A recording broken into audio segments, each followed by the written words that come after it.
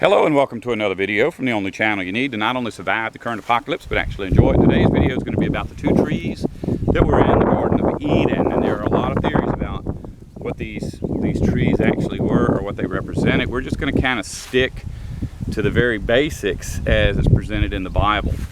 Now, people want to know, what kind of tree that is, and I think a lot of that is because if Adam and Eve were told not to eat from it, then certainly we don't want to eat from it. And if the trees of life, or the tree of life, is still here, then probably if we could find that, we would want to eat from that. But these are two separate species of tree, and I think they really were trees. People say that they were just representative of something bigger, and that's probably true, but there were actual trees involved. I've been in religions that have said that there is no way for us to know what kind of fruit was on either of those trees.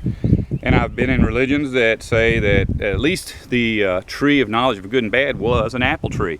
But their way of coming to that conclusion is based on the fact that in Latin, supposedly, I haven't ever studied Latin, but in Latin, supposedly, the word for evil is the same as the word for apple, or very similar. And so that tree would be the tree of evil, the apple tree. But that's not, it shouldn't really have anything to do with what we're talking about. It may somehow be related, but I do believe there are some external stories outside of the Bible about Adam and Eve that talk about this piece of fruit being an apple, and that's another clue that's potentially what it is. But we really want to find an answer inside of the Bible. This is a very old story, 6,000 years ago. It's the oldest story in the Bible. And so anything that we get from it is either going to be accurate if it's in the Bible, or probably inaccurate if it's outside of the Bible. But inside the Bible, it appears as though the tree was a singular tree.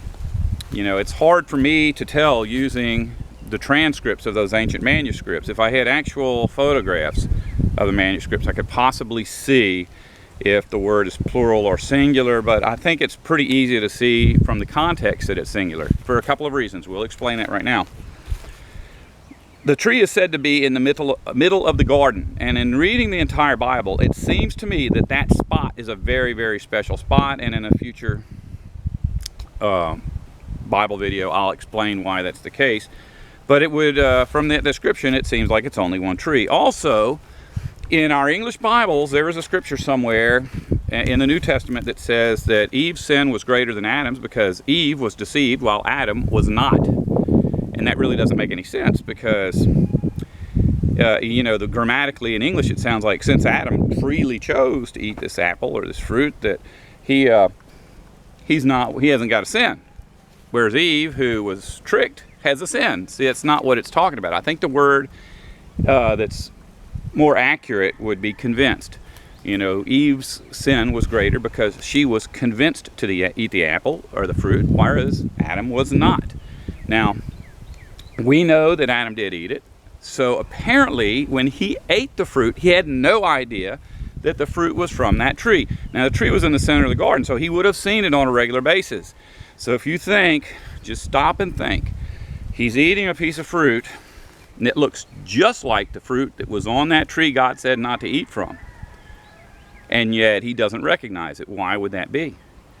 Well, apparently the Garden of Eden was filled with apple trees, and there was no restrictions to eating from any of those trees. So when Adam got that apple, it's very much probable that he did not even stop to think, did Eve get this from Jehovah's tree? So see, it's not a species that was off limits, it was just that one tree. That's just my reasoning on the thing. Now, I did a series back called Written in Stone. If you haven't watched that, before you finish watching this, you should probably go watch that, because it talks about the relationship between Satan and Eve. If we go just to the Genesis account of this event, we cannot determine what kind of trees these were. But by reading the Bible, we see these trees mentioned over and over again. The apple, as well as the palm. And we'll get to that in a minute. But in this story, it speaks of the sun and the moon. Now, in all mythology, the god of mythology always ends up being the sun god, and his bride always turns out to be a human female mother goddess. And their names are all similar. It's Ishasha, Ishtar, Isis, Ashtoreth, Easter, And it goes all the way into the New Testament, these similar words, and they all relate to Eve. So even though the story is about the sun chasing the moon, it's also about Satan chasing Eve. And instead of around the earth, he's chasing her around a table. Well, that table is actually one of these time things. I can't think of the name of it, but the sundial. And so as they're going around the sundial, it's describing what's happening. You know, it says that it's, you know, it's winter, and now it's summer, and now it's I see you're 60 valiant men. Back in that day, the earth had a 360-day year, and months were 30 days long. That's also part of the Written in Stone series, so you really do need to go look at that. But in the course of the story, the mother goddess, or Eve, talks about two different trees. She talks about the palm trees that she would grab hold of, but she also talks about how her love is, I don't remember exactly how it speaks of it. It's like, I am underneath your apple tree, and I am eating of your apples, and your apples are so sweet, or something of that nature. You can go read the whole Song of Solomon. It shouldn't take you but like an hour to read it at the most. But to me, if it's speaking about Eve and Satan, and she's making several references to palms and to apples, then those are involved. Now, I really believe that the tree of the knowledge of good and bad is the apple. Now, I did another series a while back called The All-Seeing Eye. And in that, I explained that the eye of the illumination, the all-seeing eye that's on the back of our dollar bill, started out as the eye of Ra. Well, there's a reason for that. All satanic gods, all the gods of mythology, are always the gods of illumination, or the gods of knowledge. And the eye of Ra is actually supposedly this eye of illumination that comes from Satan. Well, in the Bible, when it calls that tree the tree of the knowledge of good and bad, what it's actually calling it is the tree of the knowledge, or the illumination of Tov and Ra, because in the Bible, Ra means wicked, and that's Ra is the same as the god Ra, who was Satan, who eventually became the ruler of all of the ancient empires that led right up to ours. And that's why our money has the same symbol that the Greek money had, or the Greek documents had, Roman documents, Assyrian documents, Egyptian documents of Babel, because that all-seeing eye has always been a representation of civilization.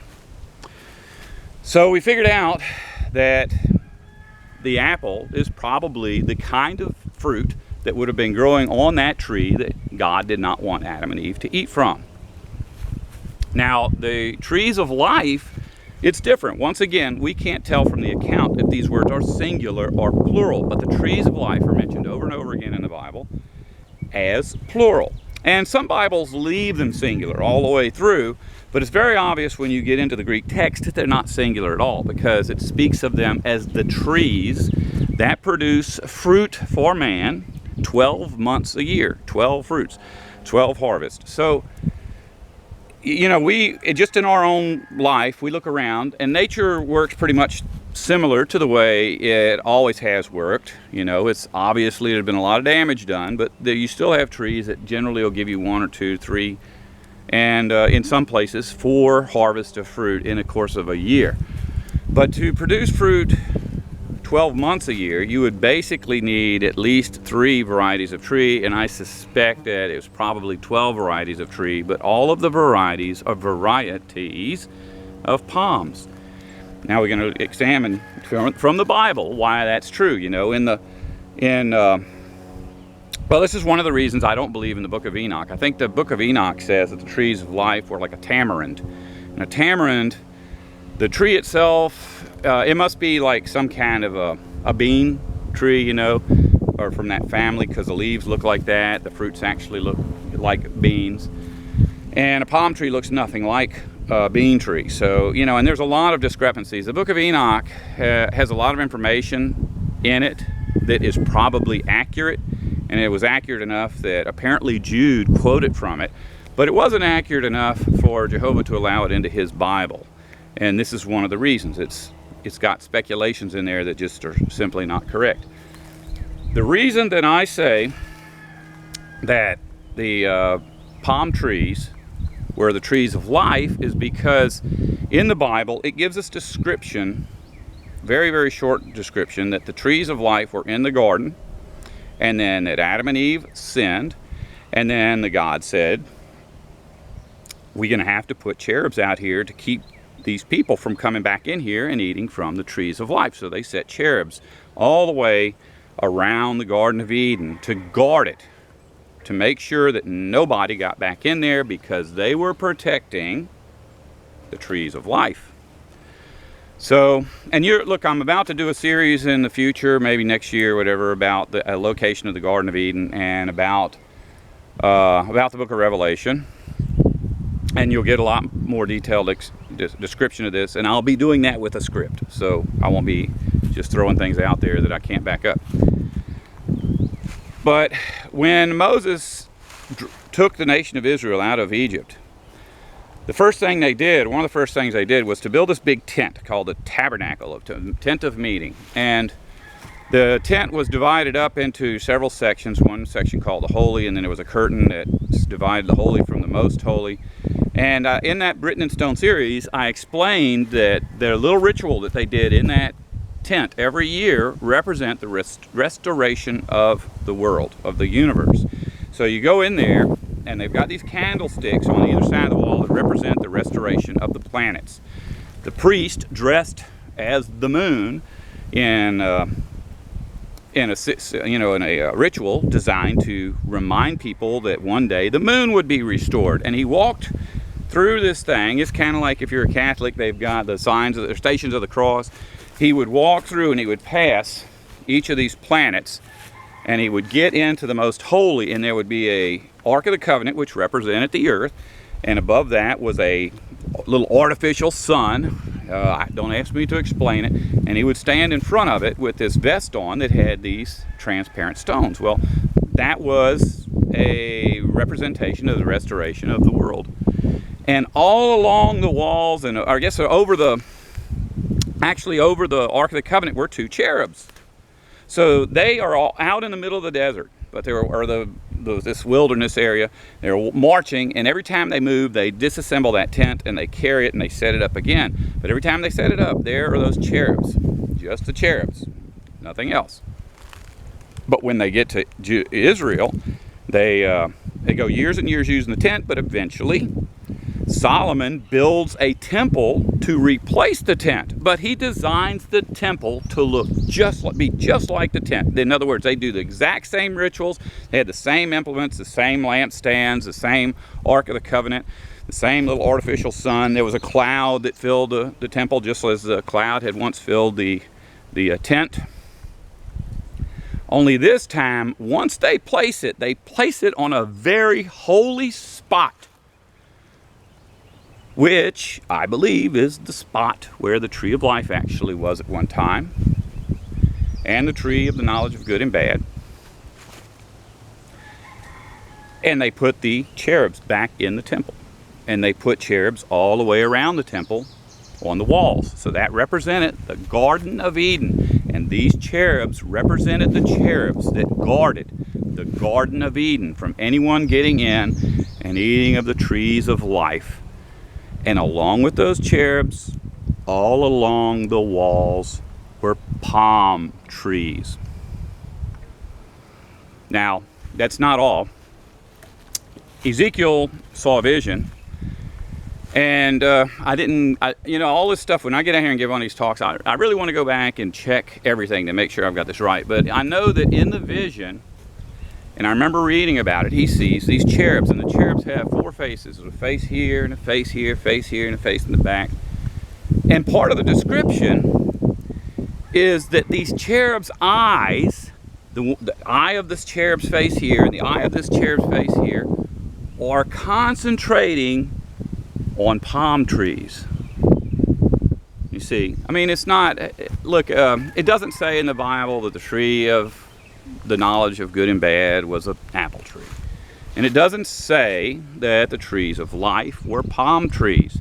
But I think that that's a pretty good case. I mean, everything that's done in the Bible is done with a purpose. Every word that's written is written for a purpose. So to speak about these cherubs keeping watch over palm trees, just as the cherubs in the Garden of Eden kept watch over the trees of life, is a pretty good sign that the trees of life were palm trees.